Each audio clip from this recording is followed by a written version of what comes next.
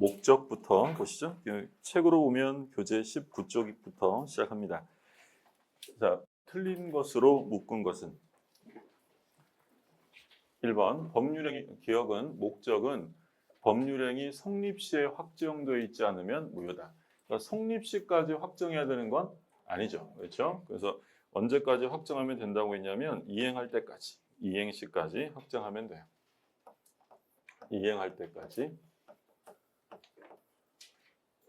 그래서 이 뒤에 이제 해설로 달려 있는 건 우리가 이제 매매 계약할 때 보는 건데, 매매 목적물과 대금은 반드시 계약 체결 당시에 다 확정되어 있어야 되는 건 아니고, 사후에라도 확정될 수 있는 방법과 기준이 있다면 그것으로 충분하다라고 얘기를 했던 거죠. 그 다음에 니은 원시적 불능인 법률행위는 무효이나, 그렇죠? 원시적이니까 무효가 될 것이고, 계약 체결상 과실 책임이 문제될 수 있다. 그러니까 계약 체결상 과실 책임은 언제 문제되는 거냐면 원시적 불능. 그럼 원시적 불능으로 이제 계약 체결상 과실 책임이 나오면 어떤 문제가 나오냐면 원시적 불능임을 알았거나 또는 알 수 있었다. 악의 또는 과실이 있는 사람이죠. 얘가 이제 신뢰익을 배상하는데 누구한테 배상해요? 선의이면 배상받아요? 선의 무과실이에요. 선의 무과실까지 갖췄다면 이 사람에게 신뢰이익을 배상해 주어야 한다. 신뢰이익. 물론 무제한 배상은 아니고 한도액이 정해져 있었죠. 그러니까 이행이익을 한도로 신뢰이익을 배상한다. 그렇죠? 그래서 이거 계약법 가면 또 보겠지만 잘 확인하실 점이 요건이에요. 그러니까 배상 책임을 지는 사람은 무조건 지는 건 아니고 알았거나 알 수 있었을 때만 지는 거예요. 그러니까 만약에 원시적 불능임을 그 사람도 선의 무과실 전혀 몰랐다면 신뢰액 배상할 필요가 없고요. 그리고 배상받으려면 선의로 충분하다는 틀리죠. 선의 무과실해야 한다. 그러니까 만약에 지문에 원시적 불능임을 과실로 알지 못했다면 그 불능 사실을 과실로 알지 못한 자에게 신뢰익을 배상해야 한다라고 하면 OX예요. 좀 길었죠? 다시. 제가 뭐라 그랬냐면 원시적 불능임을 과실로 몰랐던 사람은 원시적 불능을 과실로 몰랐던 자에게 신뢰익을 배상해야 한다라고 하면 틀리죠. 길었지만 두 번 했잖아요. 뭐가 틀렸어요? 요게 틀렸죠. 그러니까 제가 참 뭐라 그러냐면 원시적 불능임을 과실로 몰랐던 자는 그 사실을 과실로 몰랐던 자에게 배상하느냐 할 필요 없어요. 배상은 누구한테 하는 거니까? 무과실. 그렇죠? 그래서 요건 정확하게 기억해 두시라고 했고, 디귿 당사자의 귀책 사유 없이 후발적 불능이 된 법률행위는 무효다. 틀렸죠? 일단 뭐예요? 후발적이잖아요. 그럼 무효가 아니라 유효고, 근데 귀책 사유가 없다. 채무자의 잘못이 아니네요. 그러면 이건 무슨 문제가 발생하는 거예요? 위험 부담의 문제가 발생이 되죠. 뭐 계약법 가서 또 자세히 볼 거고, 그러면 이 위험 부담은 우리 민법에 의하면 원칙적으로 누가 부담하는 게 원칙이야? 채무자. 그래서 반대급부, 매매대금 청구할 수 없다. 근데 만약에 채무자의 귀책 사유가 있었다면 그건 위험 부담이 아니라 뭐야? 채무불이행. 그럼 채무불이행 나오면 계약을 해제한다. 이런 말이 나오겠죠? 자, 그 다음에 리을 일부 불능인 법률행위는 원칙적으로 뭐라고 돼 있어요? 전부 무효다. 자, 그러면 뭐 옳은 거 찾는 거예요? 틀린 거 찾는 거예요? 답은 찾아보세요. 틀린 거니까. 기억하고 디귿 이렇게 되겠네요. 아, 여기 나와 있네. 2번.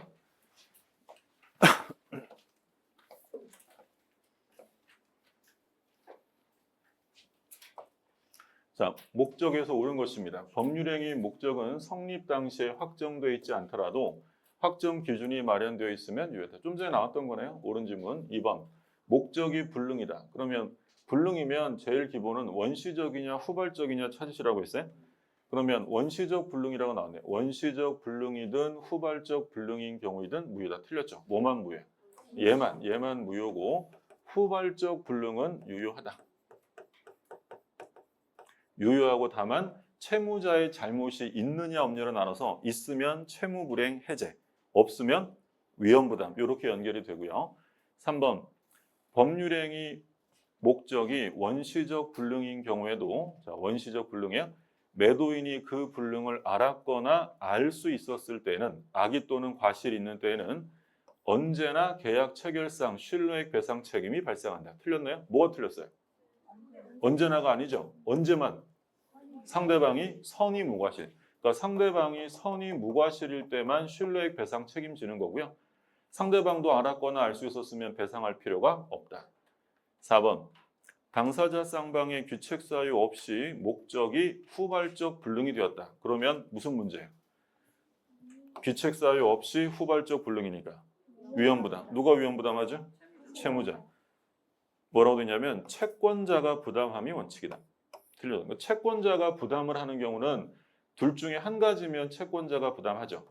수령, 지체, 수령, 지체 중이거나 또는 채권자의 잘못, 채권자의 책임이 있다. 이런 경우에만 예외적으로 채권자 위험부담주의가 되고 원칙은 채무자 부담. 자, 5번. 법률행위 목적의 일부만 불능이다. 자, 일부만 불능이다. 원칙은 뭐가 되는 거야? 일부가 아니라 전부 무효가 되죠. 옳은 거 찾는 거니까 답은 1번 이렇게 되겠죠. 자, 그 다음에 2번.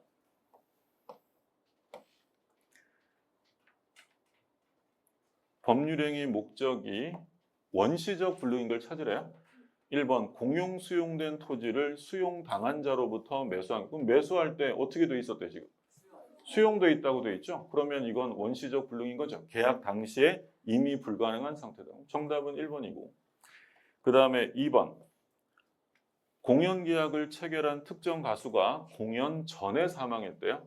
공연 전에. 근데 여기서 전이라는 건 공연 전이잖아요. 계약 전이 아니라 이미 계약은 체결이 됐죠. 그러면 원시적의 후발적인 문제가 되고 3번 저당권이 설정된 토지를 매수하였으나 저당권이 실행되어 제3자가 토지 소유권을 취득했다. 이건 뭐 원시적 불능이 아니죠. 계약을 체결할 때는 저당 달린 거 샀잖아. 이거 어디서 공부한 거지 우리?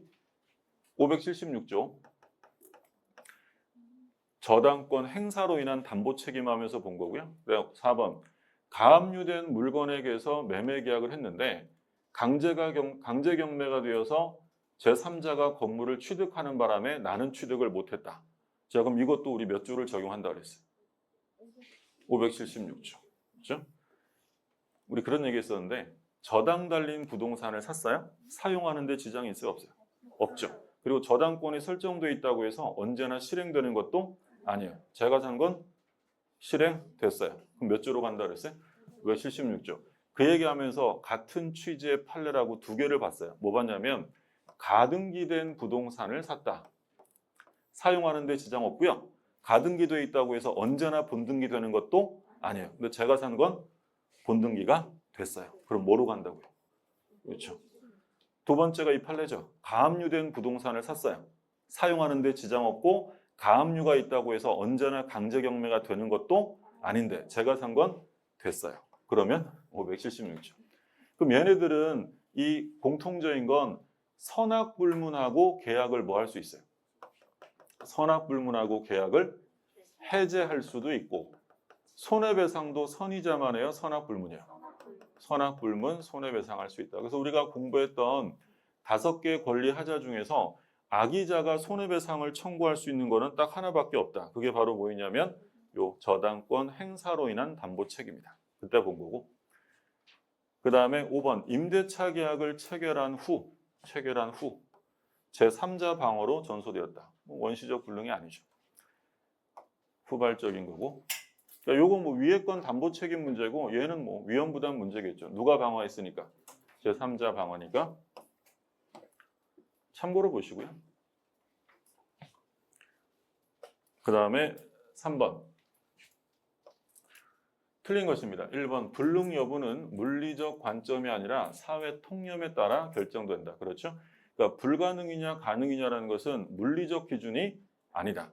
그러니까 물리적으로는 반드시 불가능이라 단정할 수 없어도 일반인들이 사회 통념상으로 불가능이다라고 생각한다면 그건 가능이 아니라 불능이다라고 했죠. 그래서 우리 뭐 한강에 빠뜨린 반지 찾기 이건 물리적 관점으로 반드시 불가능이라 단정할 수는 없지만 일반인들이 생각할 때는 찾을 수 없다. 그럼 불능이다라고 했어요. 2번 원시적 불능은 무효. 그렇죠? 그 다음에 신뢰액에 관한 손해배상 문제가 발생할 수 있다. 그렇죠. 계약 체결상 과실 책임이죠. 그러니까 원래 법률행위가 무효가 되잖아요. 그러면 무효가 되면 그 계약에 따른 손해배상의 문제가 생기는 게 원칙이에요? 생기지 않아요? 원칙은 안 생기죠. 계약이 무효인데 그 계약에 손해배상이라는 말이 나올 수 없는 거예요. 원래 무효가 되면 이미 주고받은 것은 서로에게 부당이득으로 되돌려주고 관계는 끝나는 게 원칙이에요. 근데 우리 민법에서 아주 독특하게 무효임에도 불구하고 계약상 책임을 지도록 규정한 게 바로 계약 체결상 과실 책임이에요. 이건 원시적 불능은 무효지만 그거를 믿은 사람에게 신뢰액을 배상해 주어야 한다는 손해배상 규정을 따로 둔 거죠. 3번. 후발적 불능이 있으면 이행불능, 위험부담의 문제가 생긴다. 그렇죠. 채무자의 잘못이 있으면 이행불능. 근데 정확하게 말하면 채무불이행이라고 해요. 여기서 말하는 이행불능은 소위 협의의 이행불능이에요. 협의의 이행불능을 채무불이행이라고 해요. 위험부담 문제가 생겼다. 예를 들어 길 가던 애가 불을 질렀어요? 다 탔어요. 소유권 이전은 가능해요? 불능해요? 불능해요. 그 이행불능은 꼭 채무자의 잘못으로만 발생하는 건 아니기 때문에 채무자의 잘못으로 발생된 이행불능을 학자들이 협의의 이행불능, 좁은 의미의 불능이라고 불러요. 그러니까 정확하게 표현한다면 후발적 불능이 있으면 채무불이행으로서의 이행불능 또는 위험부담의 문제가 생긴다라고 하는 게 정확한 표현이고요. 4번, 가분성이 인정되고 나머지 가능한 부분만이라도 유효하게 하고자 하는 당사자, 뭐가 있어요? 가상적 의사. 가상적 의사가 있으면 일부 불능은 전부 무효가 된다. 틀렸죠. 이때는 어떻게 돼? 일부만 무효가 된다. 그럼 여기서 이 가상적 의사라는 것은요, 당사자가 명시적으로 표시한 거예요? 하지 않은 거예요? 일부가 불능해요? 그럼 당사자가 나머지라도 유지했을 거야 라는 가상적 의사가 인정되면 그 나머지만 유효화 시켜주는 거잖아요. 그럼 이때 이 가상적 의사라는 건 당사자가 명시적으로 표현을 한 거예요? 안 한 거예요? 안 한 거죠. 표현을 했으면 거기에 그냥 따르면 돼요. 근데 당사자가 아무런 얘기가 없었다는 거예요. 그러면 가상적 의사를 탐구하게 되는데 이때 법률행위 해석을 합니다. 법률행위 해석은 세 가지가 있었죠. 자연적, 규범적, 보충적. 어떤 해석합니까? 보충적 해석한다고 했어요? 그럼 보충적 해석이라는 것은 누구 입장에서 해석하는 거야? 제3자. 그러니까 주관적으로 판단하는 게 아니라 객관적으로 볼 때 이렇다면 이렇게 했을까라는 걸 해석해야 한다는 게 판례예요. 가상적 의사가 인정되면 일부만 무효가 된다. 그 다음에 5번. 동산의 저당권을 설정하는 건 법률상 불능이죠. 우리 민법상 저당권의 설정 대상은 부동산이에요. 동산의 설정은 법률상 불능이다. 자, 그럼 틀린 건 뭐였냐면 4번이네요. 4번. 그 다음에 4번. 유효한 걸 모두 고르래요. 허가 없이 음식점을 경영하는 사람과 체결한 음식물 매매 계약. 유효해요? 무효해요? 요거는 유효하죠. 이거 소위 단속 규정 유효합니다. 그 다음에 니은. 제2매수인이 매도인의 배임행위에 반가운 말이 나오잖아요. 적극과다. 이런 말 써 있으면 무조건 반사회적 무효. 그 다음에 3번. 토지거래 허가구역 내 토지에 대한 매매계약의 정지 조건이 허가 전에 불성취로 확정되었다. 그럼 어떻게 되죠? 확정적으로 무효가 되죠. 정지 조건 우리 플러스, 불성취는 마이너스, 플러스 마이너스 곱하면 마이너스, 확정적 무효다라고 봤고, 그 다음에 부첩관계를 단절하면서 그 자녀의 생활비와 교육비를 지급하기로 했대요. 이거 유효해요? 무효해요? 유효. 이건 이제 중요한 말이 뭐예요? 단절. 그러니까 끝내면서 뭐 양육비라든지 전별금을 주기로 했다면 그건 유효하다. 다른 말로 하면 부첩관계 종료를 해제 조건으로 증여하면 무효지만 부첩관계 종료를 무슨 조건으로 하는 거예요? 정지 조건으로 하는 증여는 유효가 될 수 있다라고 했어요. 5번. 세금을 감액받을 목적으로 매매를 가장하여 체결한 무슨 계약이에요? 증여. 증여계약은 유효예요, 무효예요? 증여는 유효죠. 뭐는 무효고? 매매는 허위 표시니까 얘는 무효가 될 것이고요. 증여는 실제로 한 거니까 이 증여는 유효다. 이거 이제 좀 이따가 우리 통정허위 표시 가면 은닉행위라고 하면서 보는 거죠. 실제로는 증여를 할 건데 매매로 위장을 했다라는 거예요. 자, 그러면 유효한 것은 기역과 리을과 미음 이렇게 되겠네요. 자, 그 다음에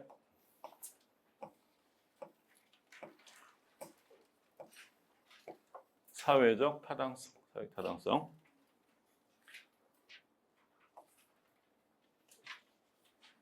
반사회적 행위로서 무효인 것을 고른 것은 1번 기억. 양도소득세를 회피. 양도세 나왔네요. 반사회적이 아니에요. 반사회적 아니죠. 무효인 거 아니고. 그 다음에 공무원 나왔네요. 공무원 반사회적이 아니에요. 반사회적. 공무원 우리 그 수업 시간에 그런 얘기 했잖아요. 공무원 103조와 관련해서 공무원이 나왔는데 공무원이 존이라는 걸 지문으로 낼 리는 없잖아요. 공무원이 직무와 관련돼서 뭘 받았다 이런 말 나올 거 아니에요?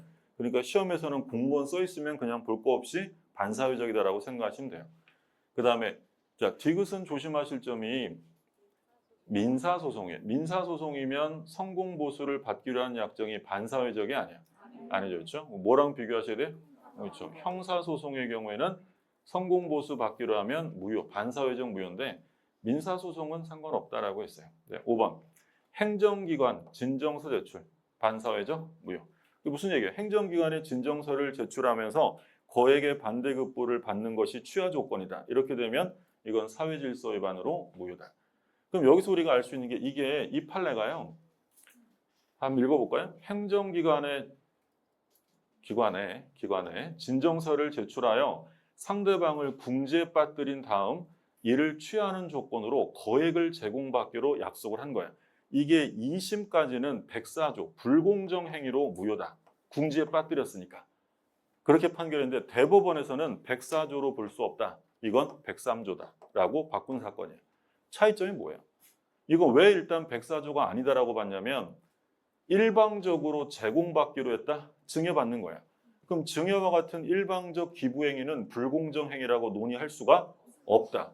근데 104조는 독립된 규정이에요. 103조의 일부예요.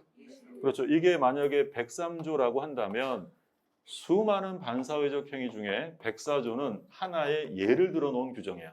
그러면 104조에 꼭 부합되지 않는다 하더라도 만약에 이렇게 되어 있다면 104조는 아니지만 어디 안에 들어간다고요?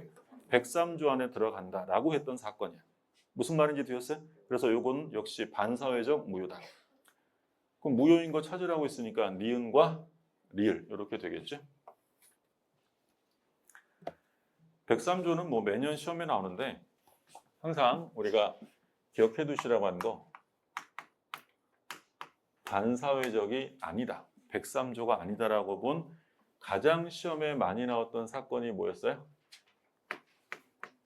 강제 집행을 면할 목적으로. 이렇게 시작되면 뒤에 건 읽으시면 안 돼요. 그냥 반사회적이 아니다. 뒤에는 나올 내용 뻔하거든요. 강제 집행을 면할 목적으로 허위의 근저당을 설정했다 또는 명의신탁했다 이런 말 써 있으면 반사회적 아니고. 두 번째 또 중요한 거 법률행위 성립 과정에 뭐가 들어갔어요? 강박이라는 불법이 게재되었다. 이런 말 써 있으면 이건 사기 강박 110조 가지고 효력을 논할 수 있어도 이 자체를 반사회적이라고 볼 수는 없다. 두 가지 뭐 가장 특히 1번이 뭐 제일 많이 나왔고 그 다음에 조세 회피. 그러니까 지금 질문에 나온 것처럼 무슨 양도소득세 회피, 뭐 꼭 양도소득세 아니라 뭐 상속세 회피 이런 말 나오면 세금 안 내려고 하는 것이 사회질서 위반으로 보지는 않는다라고 했죠. 또 뭐 있었냐면 투기 목적. 투기를 목적으로 뭐 입주권을 15개 샀네 어쨌네 이런 말 나오면 이건 사회질서 위반으로 볼 수 없다라고 했고 또 무허가 건물. 무허가 건물을 매매했다, 임대했다 이런 말 써 있으면 이런 것도 역시 반사회적으로 볼 수 없다. 또 우리 본 거 비자금 사건 있었죠. 비자금을 어떻게 했어요? 은닉하기 위해 임치한 계약. 그러니까 반사회적으로 비자금을 긁어 모아서 이걸 숨기려고 보관하는 임치 계약을 했다면 이건 반사회적이 아니야. 아니다라는 거죠. 이런 것들 뭐 대표적이고, 그리고 또 이런 것 말고 또 우리 뭐 본 거 뭐 있었냐면 부정행위를 용서받는 대가로 이렇게 시작해요. 부정행위를 용서받는 대가로. 반사회적이 아니에요. 그걸 반사회적이라고 하지는 않죠. 부정행위를 용서받는 대가로 처에게 부동산을 증여하되 혼인이 지속되는 동안은 이를 처분하지 않기로 하는 약정. 뒤에 되게 길게 나올 거 아니에요? 근데 이 판례가 나오면 반드시 부정행위를 용서받는 대가란 말로 시작이 될 테니까 그런 말 써 있으면 읽어볼 필요 없고 그건 반사회적 행위가 아니다. 그러면 103조에 해당되는 것으로 시험에 잘 나오는 건 뭐냐면 일단 뭐 제일 중요한 건 적극 가담이죠. 적극 가담했다, 권유했다, 요청했다, 회유했다, 적극 기망했다 뭐 이런 말들 나와요. 그렇죠? 이런 것들 기본적으로 나오면 반사회적 행위다라고 생각하시면 되고, 그리고 시험에 잘 나오는 거 뭐 있었냐면 보험금. 보험금을 부정 취득할 목적이다. 보험금의 부정 취득, 보험금의 편취, 보험금 어쩌고 저쩌고 이런 말 나와요. 그러니까 103조이냐 아니냐를 물어봤는데 보험금이라고 써 있으면 읽어볼 필요 없어요. 그냥 그건 반사회적 행위에 해당된다라고 생각하시면 돼요. 또 좀 전에 뭐 있었어요? 공무원. 공무원이 뭘 받았다 이런 말 써 있을 거야. 그럼 읽어볼 필요 없고, 또는 뭐 수사기관에서 허위의 진술을 하고 대가받는다 이런 말들은 읽어보면 뭐 반사회적이지 아닌지 대체로 다 느낌이 많이 오는 거고요. 그리고 우리 현저한 고율의 이자 이런 말 써 있으면 반사회적 행위에 해당된다. 이거는 뭐 이해하시고 이런 문제가 아니라 그 단어 나오면 바로 체크하고 반사회적인지 아닌지 체크하고 넘어가시면 돼요. 자, 그럼 계속 볼게요.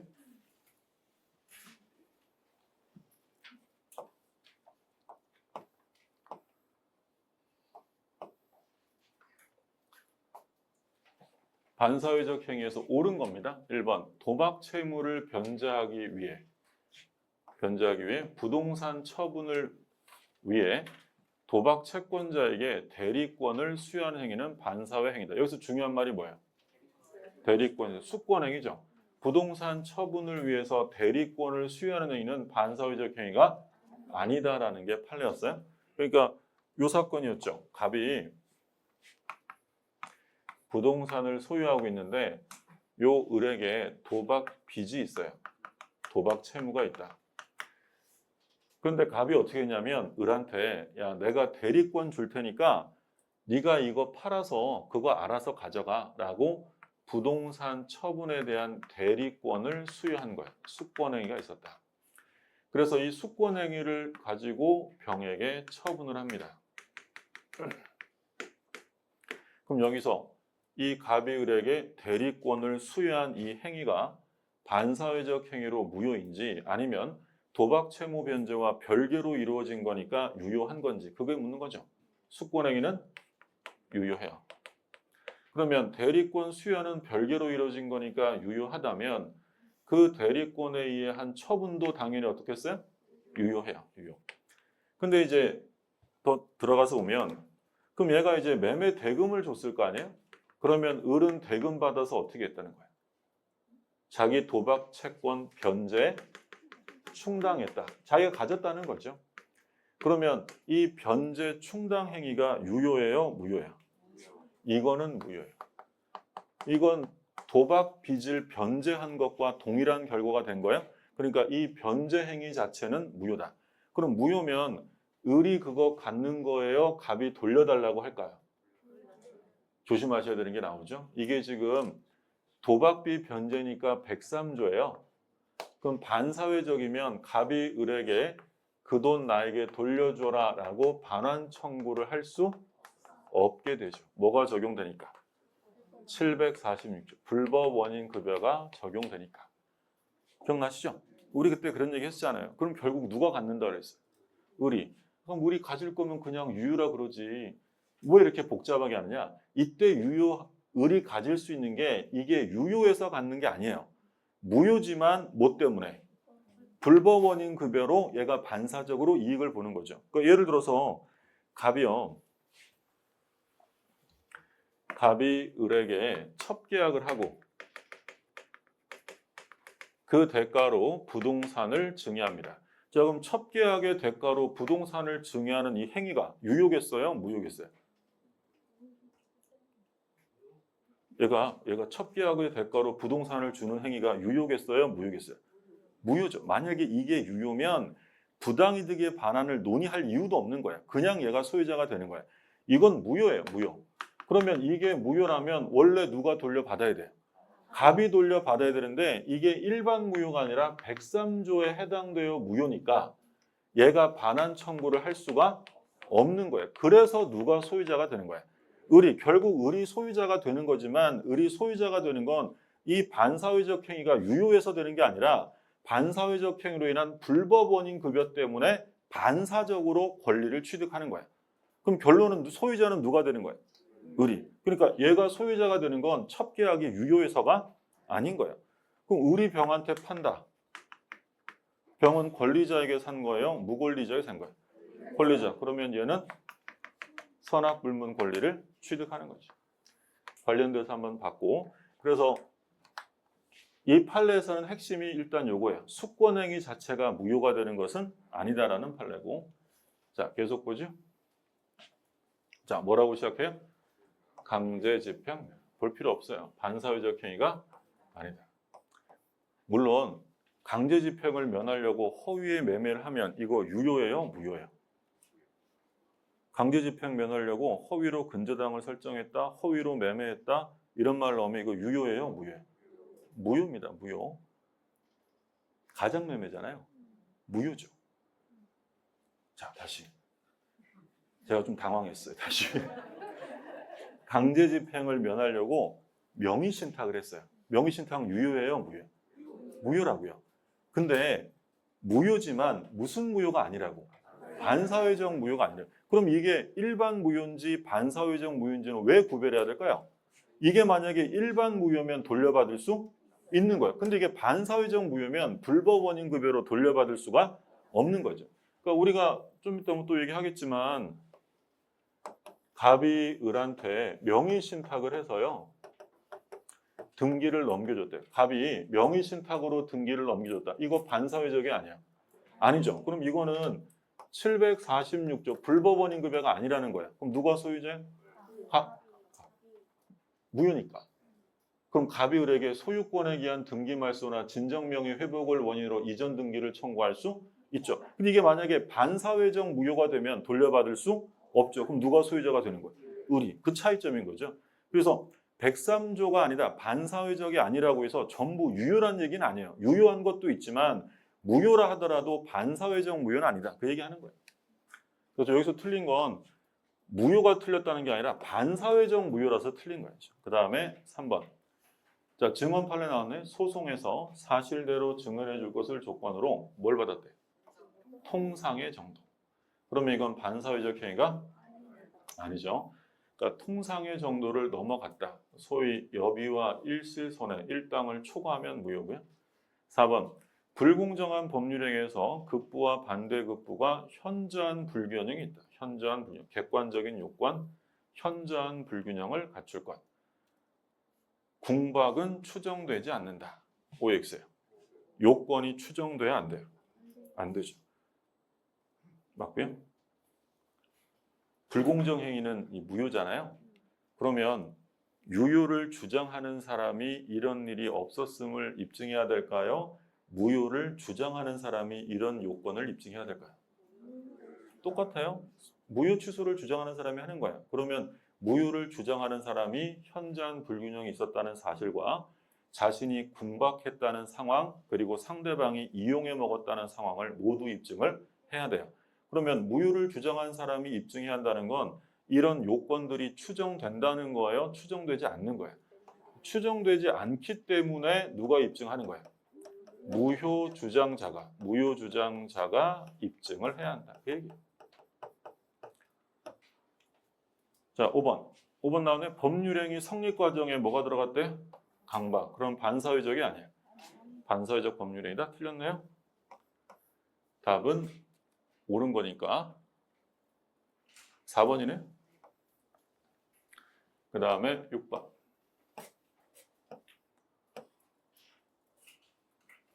틀린 것입니다. 1번 강행 규정에 위반하지 않는 법률행위도 반사회적 법률행위에 해당하여 무효가 될 수 있다. 그렇죠. 그러니까 이거 무슨 얘기냐면 강행 규정과 반사회적 행위는 동일한 개념이 아니잖아요.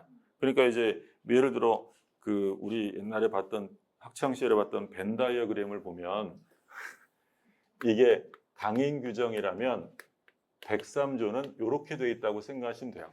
그러면 강행 규정이면서 반사회적 행위에 해당되는 것도 있고 강행 규정인데 103조가 아닌 것도 있고 아까 우리 명의신탁 얘기했잖아요. 명의신탁은 당연히 임의규정이겠어요? 강행규정이에요? 강행규정이요. 그런데 명의신탁은 강행규정에 해당되지만 반사회적은 아니잖아요. 그러니까 103조에 해당되면서 강행규정인 것도 있고 강행규정이지만 103조가 아닌 것도 있고요.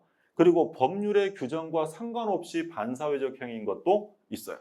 왜냐하면 법이 일일이 모든 것을 금지시킬 수 없잖아요. 아까 우리 첩계약 얘기했어요. 첩계약은 무효라는 규정은 없어요. 그렇지만 법률의 규정은 없지만 어디에 들어갈 수는 있다는 거예요. 반사회적 행위에 들어갈 수 있다. 그 얘기하는 거예요. 1번은 그런 의미고요.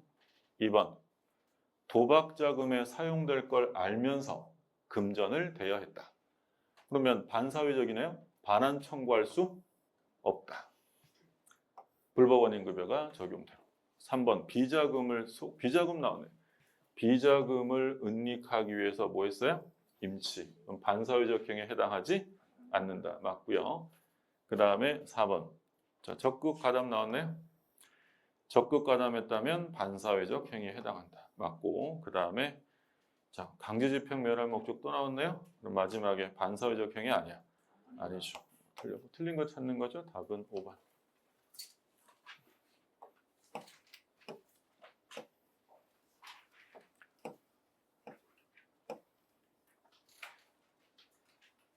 자, 7번 보세요. 틀린 것입니다. 1번. 갑소유 토지에 대하여 탈세를 목적으로 뭐 했대요?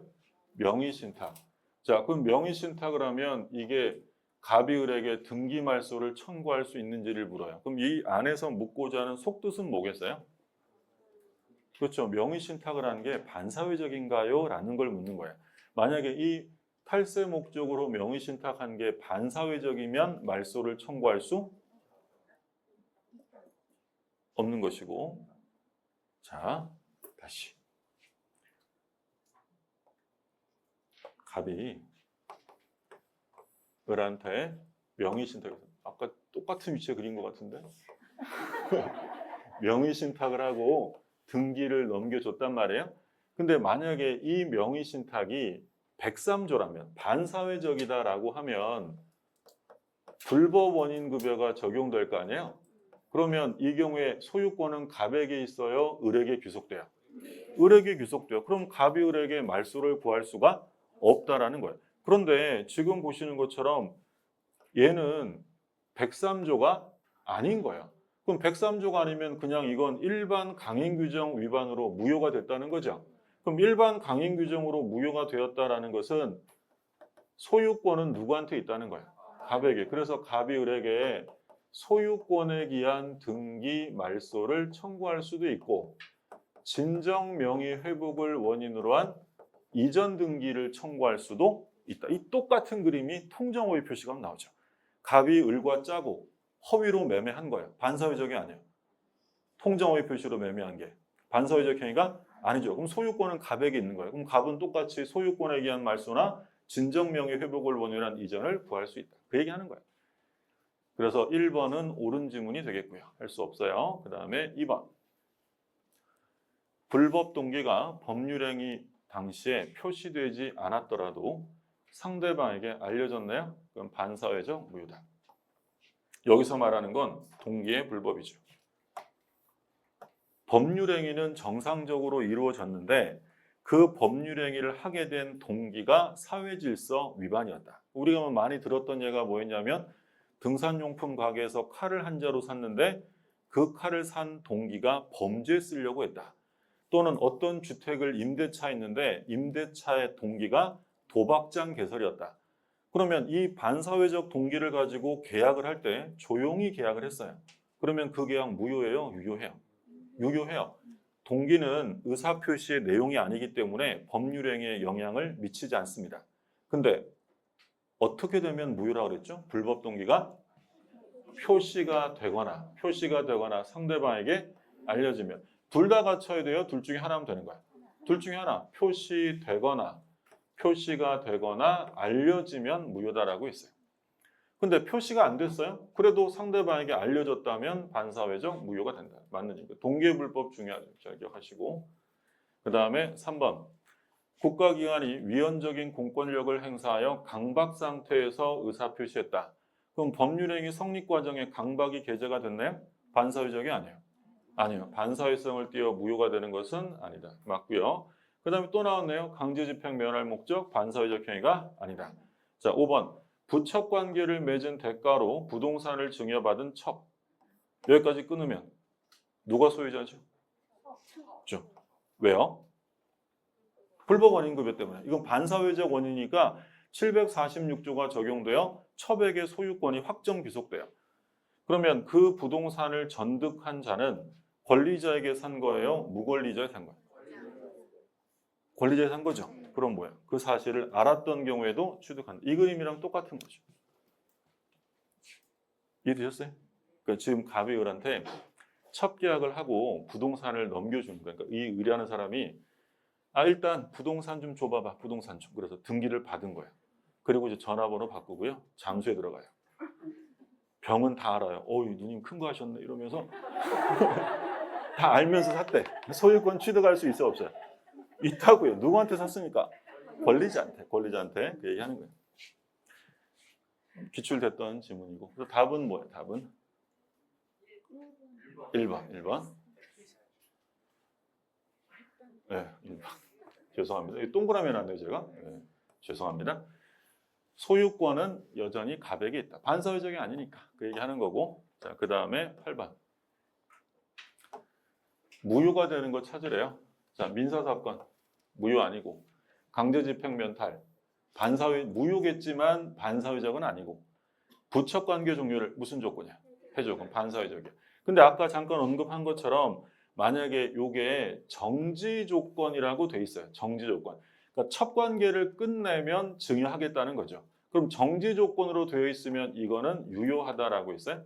구별해 두시라고 있고 부척관계 종료를 해제 조건으로 증여한다는 건 첩관계를 끝내면 주겠다는 거요. 다시 가져가겠다는 거예요. 다시 가져가겠다는 거. 이건 반사회적 무효인데 근데 정지 조건으로 붙어 있으면 유효하다. 자, 그 다음에 리을은 뭐 나왔어요? 조세 포탈. 반사회적 아닙니다. 자, 도박 채무 변제를 위해 부동산 양도했대요. 반사회적이죠. 반사회적은 디귿과 미음. 답은 4번이 되겠고요.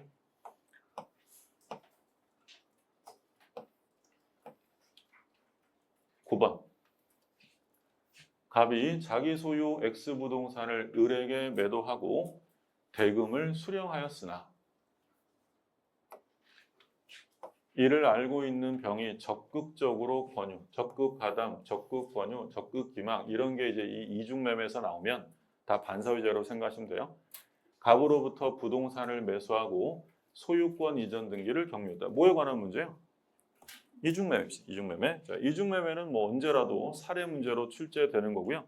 그리고 이중매매가 사례 문제로 나온 지가 이제 좀 됐어요. 올해 나올 수도 있으니까 정리해 두시고.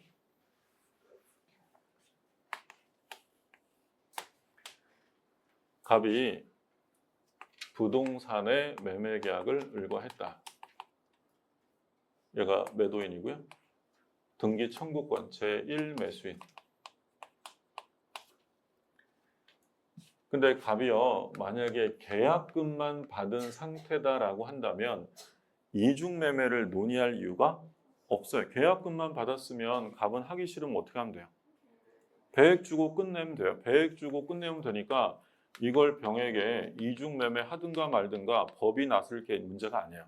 그럼 이중매매를 논의하는 건 얘가 최소한 중도금이나 잔금까지 다 받았는데도 불구하고 이중으로 팔아버렸을 때 문제예요.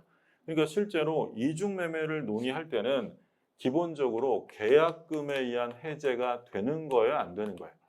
안 돼요.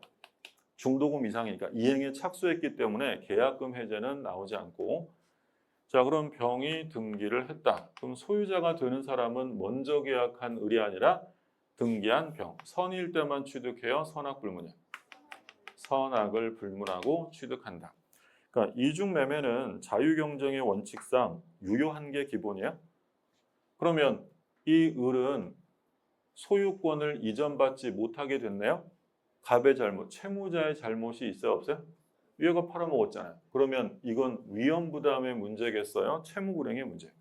채무불행 중에서 불능이죠. 그러면 을은 즉시 계약을 해지합니다. 이때 해지할 때 무슨 최고나 이행기나 이행에 제공을 해야 한다 이런 말 써 있으면 다 틀려요. 이건 지금 불능을 이유로 하는 해제예요. 불능. 이행 불능이니까 즉시 다 해제할 수 있다. 하고 손해배상 따로 청구하는 거고. 그럼 소유권은 병한테 있다. 그럼 만약에 을이 갑에게 손해배상 채권을 갖는단 말이죠. 그러면 이 병이 얘한테 야 그거 갑한테 인도 받았는데 받았겠지만 내가 소유자니까 이제 내 거야 줘라고 하면 이 을이 손해배상 안 해주면 이거 아무에게도 못 줘 이러면서 유치권 행사가 돼 안 돼? 안 되는 거야? 왜냐하면 손해배상 채권은 목적물에서 나온 게 아니라 갑의 의무 위반에서 나온 거니까 목적물과 결련성 자체가 없어요. 유치권 행사할 수 없고. 그러니까 이게 이제 기본적으로 얘가 소유자가 됐을 때, 즉 이중매매가 유효할 때 발생하는 거고요. 근데 이제 어떤 말이 나오냐면 제2매수인이 갑의 행위에 뭐 했대요? 적극 가담했다, 권유했다, 요청했다, 회유했다 이런 말이 나오면 사회질서 위반 103조에 해당이 돼요. 자, 그럼 이제 이게 반사회적 행위로 무효가 되면 을은 이제 소유권을 받아올 수 있게 됐어요. 그럼 이거 받아오려면 얘 등기 어떻게 해야 돼? 말소시켜야죠. 그럼 이제 제일 많이 나오는 게 을이 병에게 직접 말소나 직접 이전을 청구할 수는 없고 얘 상대방은 누구예요? 갑이니까 갑을 대위해야 한다라고 했어요. 직접 청구할 근거가 없고 또 이런 거 가끔 나와요. 을은 병에게 진정명의 회복을 원인으로 한 이전을 청구할 수 있다. OX예요. 진정명의 회복을 원인으로 한 이전은 진정한 소유자가 하는 거예요. 을은 소유자였어요? 아니에요. 얘는 소유권을 취득한 적이 없어요. 그러니까 그런 말 나오면 다 틀리는 거고. 자, 그러면 을이 또 시험에 조심하실 점은 등기 청구권이라는 채권이 있는데 당신들의 이중매매가 나의 채권을 침해했다라고 하면서 채권자 취소권을 행사할 수 있나요? 라고 물으면 돼, 안 돼? 안 돼요. 우리 채권자 취소권은 이중매매에서 나오면 뭐라고 꼬드겨도 무조건 안 돼요. 근데 되는 데가 하나 있었죠. 어디서 돼요? 통정. 통정호의 표시는 무효라 하더라도 채권자 취소의 대상이 될 수 있다라고 했고요. 그러면 적극 가담한 이중매매는 반사회적 무효인데 그럼 얘네들이 무효인 걸 알고 추인합니다. 무효인 걸 알고 추인하면 새로운 행위로 인정돼야 안 돼? 안 되긴 절대로 안 된다. 우리가 추인 대상이 될 수 없는 게 103조, 104조, 강행규정 위반 이런 것들은 추인한다고 해서 유효가 될 수 없다라고 했어요. 자, 그리고 을은 지금 등기 청구권이라는 채권이 있는데 이 병이라는 사람이 적극 가담을 했다는 건 병이 을의 채권이 존재한다는 사실을 알고 한 걸까요? 모르고 한 걸까요? 당연히 알고 한 거죠. 그러면 이 병이 알면서도 을의 채권을 침해했다면 을이 병에게 불법행위 손해배상을 청구할 수 있다라는 거예요. 병에게 이 병한테 불법행위 손해배상 책임을 구할 수 있다. 사실 이건 좀 우리 시험 범위를 조금 벗어나긴 한 건데 한번 출제된 적은 있어요. 얘가 적극 가담했다면 병이 의뢰 채권을 침해했다. 소위 이게 제3자 채권 침해인데 예외적으로 이런 경우에는 가능하다라고 보는 게 통설의 입장. 그 다음에 병이 정한테 팔았어요. 근데 이 정이라는 사람은 이게 이런 상황으로 만들어졌다는 걸 전혀 몰랐대. 선의의 정은 권리 취득이 돼야 안 돼? 안 돼요. 늘 전에도 말씀드린 것처럼 우리 시험이든 다른 시험이든 이중매매 사례에서 가장 정답률 높은 것을 자랑하는 게 요 지문이에요. 선의의 정은 권리 취득할 수 없다. 얘는 취득 못한다고 했고 또 우리 하나 추가로 본 게 병이라는 애가 적극 가담을 했는데 얘가 대리인이고요. 무라는 사람이 본인이었다. 근데 본인은 자기 대리인이 적극 가담했다는 걸 전혀 몰랐대요. 그러면 아무것도 모른 본인 무는 소유권을 취득할 수 있나요? 라고 물으면 할 수 없다. 이게 이제 116조 얘기였어요. 대리인을 통한 법률행위를 했다. 116조 1항에서 대리인을 통한 법률행위라면 기준이 되는 사람은 본인이에요? 대리인이요? 대리인이죠. 얘가 적극 가담했다면 볼 것도 없이 무효. 여기 이제 법리적인 내용인데 근데 시험에서는 그런 거 없어요.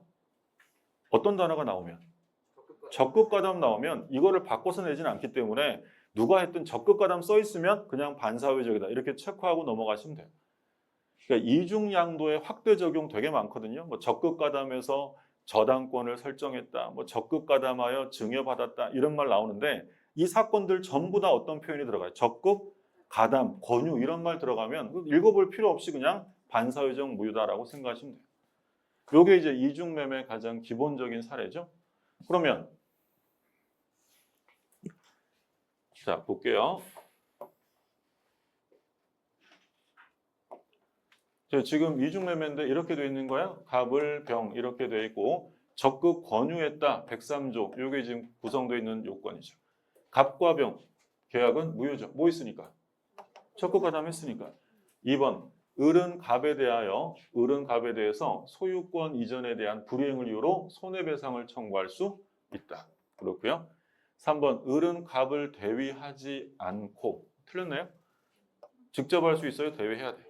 대위하죠. 대위하지 않고 틀렸고 대위해야 되고요. 직접 말소를 구할 수 없다. 틀린 건 3번. 을은 소유권 이전 청구권 보존을 위해 갑과 병 사이에 이제 뭐가 나왔어요? 채권자 취소권 행사할 수 없다. 맞고요. 자, 병으로부터 전득한 정. 얘는 선이더라도 취득할 수 없다. 답은 3번이 되겠고요. 자, 10번. 갑이 을에게 매도했고요. 을이 그 사실을 잘 아는 병이 배임행에 적극 가담 나왔어요. 그럼 적극 가담했으니까 갑과 병의 계약은 무효겠네요. 2번. 을은 병에게 소유권 이전 등기를 청구할 수 없다. OX? 맞죠? 지금 이거 똑같은 거잖아요. 이렇게 돼 있는 상태에서 얘가 적극 가담했는데 을이 병에게 뭘 직접 해달라, 등기를 직접 해달라 이렇게 할 수는 없는 거였죠. 3번. 을은 갑을 어떻게 해요? 대위하여 말소를 구할 수 있다. 맞고요. 4번. 병으로부터 전득한 정이 선이면 취득한다. 4번 틀렸죠. 말씀드린 것처럼 얘가 제일 정답 지문으로 많이 나오고 있고 5번. 또 나왔나요? 뭐가 돼요? 채권자 취소권 되느냐? 할 수 없다. 정답은 4번. 그래서 이중매매는 일단 요게 이제 기본이고 우리 기출문제 볼 때도 이중매매 이런 사례들 계속 다 들어가서 출제가 되니까 요 사례 전부 다 종합해서 정리를 다시 한번 좀 해두시고요. 그 다음에 이제 불공정행위 나오는데 좀 쉬었다가 보시죠.